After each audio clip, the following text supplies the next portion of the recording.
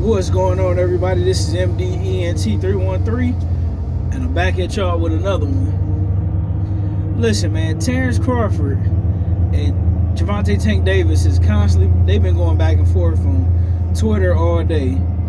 And listen, as much as Tank Davis get on my nerves, I'm going to have to say Terence Crawford kind of poked at Gervonta Tank Davis first, so I can't completely hold Gervonta Tank Davis accountable without holding Terence Bud Crawford accountable. It pretty much started off with, as I talked about yesterday, Gervonta Tank Davis went on a rant because Turkey Al-Sheikh, he hosted a boxing award show, which was a phenomenal look for boxing, and it was a lot of fighters on there, guys who pretty much signed to the zone, right? Because that's where Turkey Al-Sheikh is primarily doing his business out of. You know, he will work with all promoters. Don't get it twisted. But everybody, with the exception of the PBC and Al Heyman, has transitioned over to the zone, right? Because it seemed like most of the major networks are getting out of the sport of boxing. So Gervonta Tank Davis goes off on Turkey Al-Sheikh about he ain't running things, he ain't this, he ain't that, and I thought that was very childish and immature of Gervonta Tank Davis.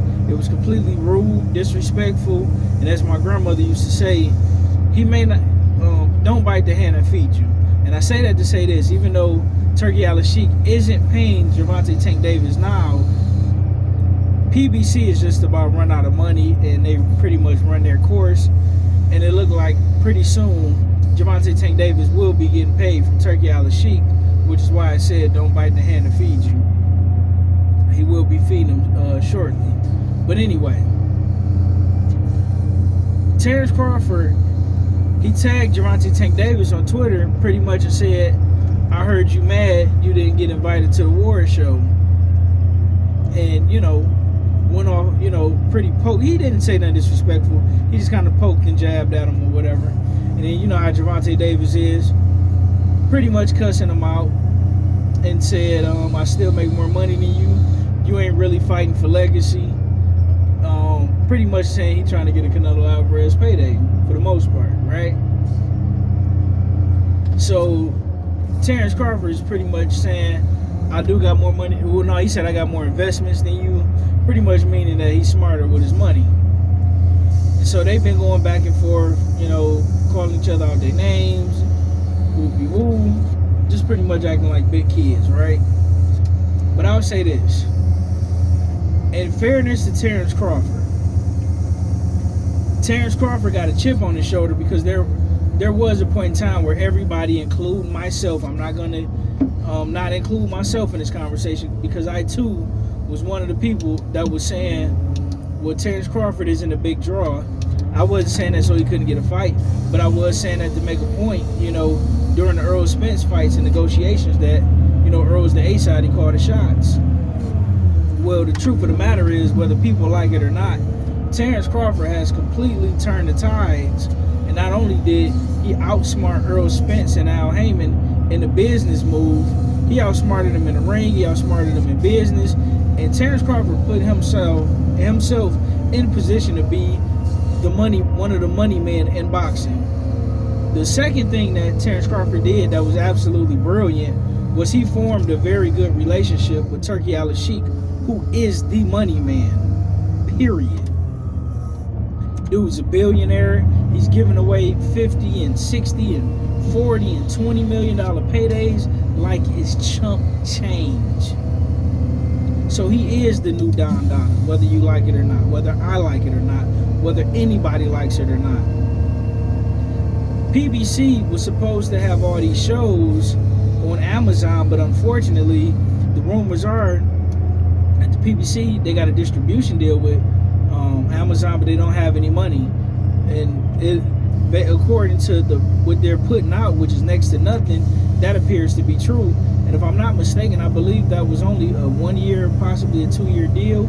I don't know. Don't quote me on that. I should have done my research a little more thoroughly, but that appears to be the case, right?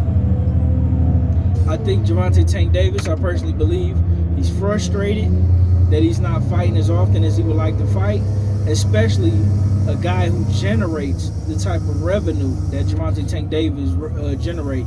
Yes, he did $1 million with Ryan Garcia, and he may not have done it outside of Ryan Garcia, but Gervonta Tank Davis, he does $15 to $20 million gates on a regular basis. He's averaging between 300,000 to 500,000 buys on his own. He is, whether people like it or not, he is the second face of boxing, right behind Canelo Alvarez, because Canelo Alvarez has been doing it over a longer period of time. And it's frustrating, listen, as a guy who has made plenty of bad decisions, financial decisions related to job opportunities and so on and so forth, I know frustration when I see it. When PBC was on top and they had all the money, when they got that, when they had the couple of $1 billion investors from Waddell and Reed, and they was able to give out paydays, pretty much everybody was telling fighters at Top Rank and Golden Boy and Queensberry Promotions or whoever, hey, you need to go over to PBC. You want to get those fights? You need to head over to Al Heyman. Look, it looked like Al Heyman got the bag. Al Heyman paying these guys $3 to $5 million a fight. Now, unfortunately for PBC, the well looked like it's run dry, and it looked like it's a new king in town for boxing. And those fighters at PBC who were saying, nah, you can't catch me, you better come over here if you want to deal with me. Now they have to humble themselves and go over there and deal with Amazon and not Amazon, but they have to go over there and deal with DAZN and Turkey Al-Sheikh, right? And I don't know how these contracts work. I don't know if, so don't quote me on this. I don't know if fighters can go to their, because Al Heyman isn't a promoter, he's a manager. So we'll say promoter / manager. I don't know if they can go to these guys, like say for an example, how the PBC guys are signed with Al Heyman and it look like the well has run dry. I don't know if these guys can go over to or can tell their manager, hey, listen, Al, is there any way you can work with Turkey Al-Sheikh to put together a card on Amazon so we can get some of these fights? Turkey Al-Sheikh is a boxing fan, and he has proven time and time again that he's here to work with any and everybody to make these fights, because he want to put on the best fights for the boxing fans, and he himself want to see the best fights because he is a boxing fan. So I don't know if they can do that, or I don't know if Amazon prohibit, that type of thing. I don't see why they would, because they would want more content on their platform. But listen, I think who's ever in charge, if it's still Al Heyman or if it's somebody else like a Sam Watson or anybody, I don't know who's in charge outside of Al Heyman, but if it's any way you guys can reach out to Turkey Al-Sheikh to put together or finance some cards for these guys, man. We would like to see Earl Spence. We would like to see Gervonta Tank Davis and Jamel Charlo, Jamal, Andre, and everybody else, Keith Thurman. Everybody who's over there. But listen, you fighters may have to humble yourselves, apologize, and reach out and ask. Closed mouth don't get fed, man. Listen, Tank Davis is a frustrated man. He's angry. Pretty sure a lot of those guys at PBC are embarrassed, that they got to eat crow. I was one of the guys who laughed at DAZN before Turkey Al-Sheikh. I remember when Eddie Hearn came in and he had that $1 billion investor, and he was throwing around money like it was going out of style. And then he started to, his funds started to dwindle, and it looked like it was finna be a wrap for DAZN, right? And credit to Eddie Hearn, he went out and found the plug, if you will.